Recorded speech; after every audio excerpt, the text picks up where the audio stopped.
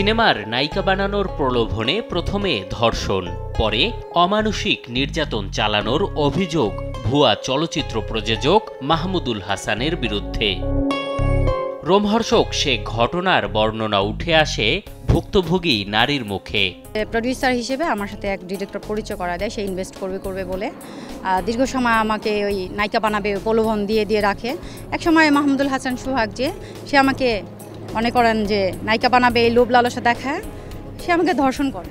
আমি যখন বলি যে সিনেমা বানানো হবে না, কবে হবে, হ্যাঁ রেডি হচ্ছে, স্ক্রিপ্ট রেডি হচ্ছে, সব কমপ্লিট, একটা সিনেমা তো অনেক টাকা লাগে, গুছাচ্ছি, আর এই সিনেমার মূল নায়িকা আমি, এরকম আমাকে বলে অনেক দিন ঘোরাচ্ছে।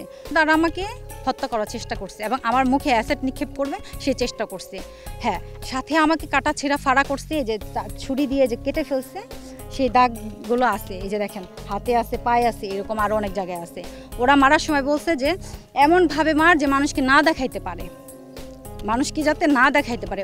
ওরা আমাকে টর্চার করে মেরে টেরে গাড়িতে উঠাই দিয়েছে। উঠাই দেওয়ার পরে আবার আমার বাসায় এসে আমাকে মারধর করছে।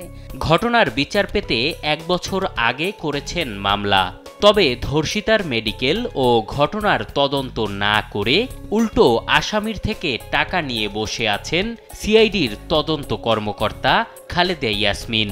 মাত্র 20,000 টাকার বিনিময়ে মামলা নিষ্পত্তির জন্য এখন চাপ দিচ্ছেন খোদ তদন্ত কর্মকর্তা।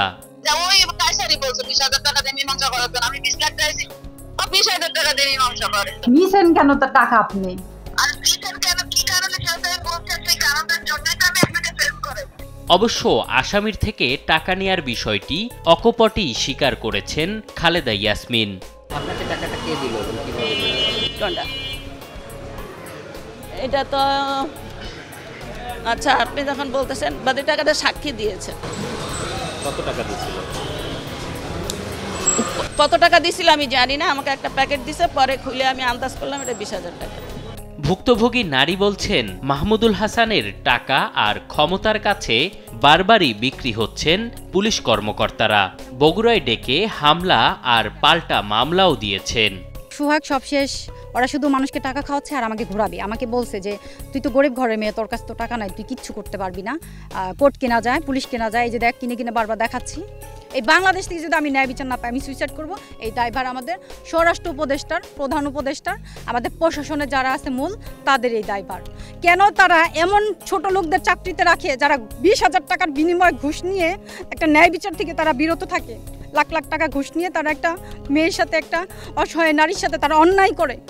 ঢাকা ছাড়লেও ধর্ষণ মামলার আসামি মাহমুদুল হাসান বগুড়া শহরে দিব্যি ঘুরে বেড়াচ্ছেন। হতে হয়নি গ্রেপ্তার, যেতে হয়নি কারাগারে। অস্বীকার করেন টাকা দিয়ে পুলিশ ম্যানেজ ও ধর্ষণের ঘটনা।